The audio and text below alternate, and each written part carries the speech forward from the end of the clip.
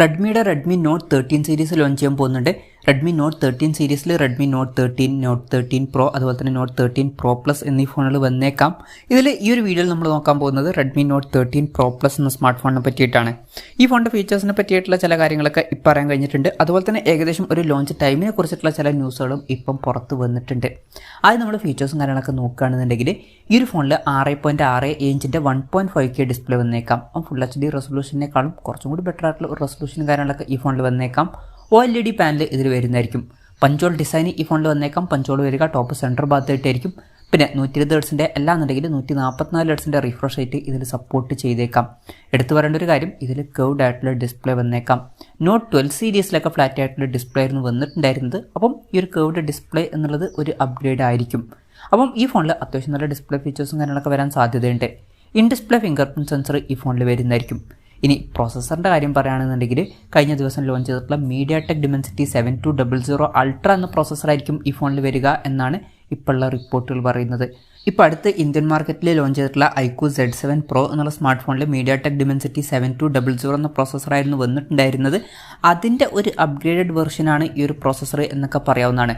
5G സപ്പോർട്ടും കാര്യങ്ങളൊക്കെ ഇതിൽ വരുന്നതായിരിക്കും. പിന്നെ ചില റിപ്പോർട്ടുകൾ പറയുന്നത് ഈ ഫോണിൽ 18 GB റാം വരെ വന്നേക്കാം എന്നാണ്. കൺഫർമേഷൻസ് ഒന്നും ഇപ്പം പുറത്ത് വന്നിട്ടില്ല. 5G സപ്പോർട്ടൊക്കെ ഈ ഫോണിൽ വരുന്നതായിരിക്കും. Android 13 ബേസ് ആയിട്ടുള്ള MIUI സോഫ്റ്റ്വെയർ ആയിരിക്കും ഈ ഫോണിൽ വരിക. പിന്നെ ക്യാമറയുടെ കാര്യം പറയുകയാണെന്നുണ്ടെങ്കിൽ ഫോണിൻ്റെ പിന്നിൽ ട്രിപ്പിൾ ക്യാമറ സെറ്റപ്പ് വന്നേക്കാം. 200 mega pixel main camera sensor ആയിരിക്കും ഈ ഫോണിൽ വരിക. ഇത് സാംസങ് HP3യുടെ സെൻസർ ആയിരിക്കും. രണ്ടാമത് 8 mega pixel ultra wide angle lens വരുന്നതായിരിക്കും. പിന്നെ മൂന്നാമത് 2 മെഗാ പിക്സൽ ഒരു സെൻസറും വന്നേക്കാം. ഫ്രണ്ടിൽ 16 മെഗാ പിക്സൽ സെൽഫി ക്യാമറ വരാനാണ് സാധ്യത. പിന്നെ ഡ്യുവൽ സ്റ്റീരിയോ സ്പീക്കേഴ്സും കാര്യങ്ങളൊക്കെ ഈ ഫോണിൽ വന്നേക്കാം.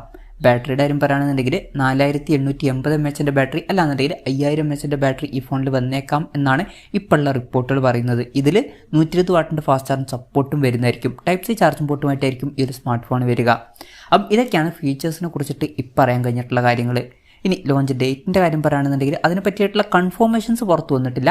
എന്നാലും ചില റിപ്പോർട്ടുകളിലൊക്കെ പറയുന്നത് സെപ്റ്റംബറിൽ തന്നെ ഈ സ്മാർട്ട് ഫോൺ ലോഞ്ച് ചെയ്തേക്കാം എന്നാണ്. പക്ഷേ ആ ഒരു ടൈമിൽ ഇന്ത്യൻ മാർക്കറ്റിലായിരിക്കില്ല ഈ ഫോൺ ലോഞ്ച് ചെയ്യുക. ആദ്യം മിക്കവാറും ഈ ഫോൺ ചൈനീസ് മാർക്കറ്റിലായിരിക്കും ലോഞ്ച് ചെയ്യുക. അതിനുശേഷം മാത്രമായിരിക്കും ഈ ഫോൺ ഇന്ത്യൻ മാർക്കറ്റിലോട്ട് എത്തുക. എന്തായാലും ഇന്ത്യയിലെ ലോഞ്ച് ഡേറ്റിനെ പറ്റിയിട്ടുള്ള ന്യൂസുകളൊക്കെ പുറത്തു വരുമ്പം അതിനെ പറ്റിയിട്ടുള്ള വീഡിയോസൊക്കെ നമ്മൾ ചെയ്യുന്നതായിരിക്കും. അപ്പം അതുപോലുള്ള വീഡിയോസ് കാണാൻ താല്പര്യമുണ്ടെന്നുണ്ടെങ്കിൽ ഈ ചാനലും സബ്സ്ക്രൈബ് ചെയ്യാവുന്നതാണ്. എന്തായാലും Redmi Note 13 Pro Plus 5G എന്ന പുതിയൊരു സ്മാർട്ട് ഫോണിൽ ലോഞ്ച് ചെയ്യാൻ പോകുന്നുണ്ട്. വിലയുടെ കാര്യം പറയുകയാണെന്നുണ്ടെങ്കിൽ അതിനെ പറ്റിയിട്ടുള്ള ന്യൂസുകളൊന്നും ഇപ്പം പുറത്തു വന്നിട്ടില്ല. എന്നാലും നമ്മുടെ എക്സ്പെക്റ്റേഷൻ പറയുകയാണെന്നുണ്ടെങ്കിൽ ഈ ഒരു ഫോൺ ചിലപ്പം ഒരു 30,000 രൂപ പ്രൈസ് റേഞ്ചിലേക്കായിട്ട് ലോഞ്ച് ചെയ്തേക്കാം. Redmi Note 12 Pro Plus എന്ന സ്മാർട്ട് ഫോണും ഈ ഒരു പ്രൈസ് റേഞ്ചിലാണ് വരുന്നത്. എന്തായാലും കൺഫർമേഷൻസ് ഇപ്പം പുറത്തു വന്നിട്ടില്ല. Redmi Note 13 Pro Plus 5G എന്ന ഫോണിൻ്റെ ഫീച്ചേഴ്സിനെ പറ്റിയിട്ടുള്ള നിങ്ങളുടെ അഭിപ്രായം ജസ്റ്റ് ഒന്ന് കമൻറ്റ് ചെയ്യുക. അതുപോലെ തന്നെ ഈ ഒരു സ്മാർട്ട് ഫോൺ ഇന്ത്യൻ മാർക്കറ്റിൽ നിങ്ങൾ ഏത് പ്രൈസിങ്ങിലാണ് എക്സ്പെക്റ്റ് ചെയ്യുന്നത് എന്നുള്ള കാര്യം കൂടി ജസ്റ്റ് ഒന്ന് കമൻറ്റ് ചെയ്യുക.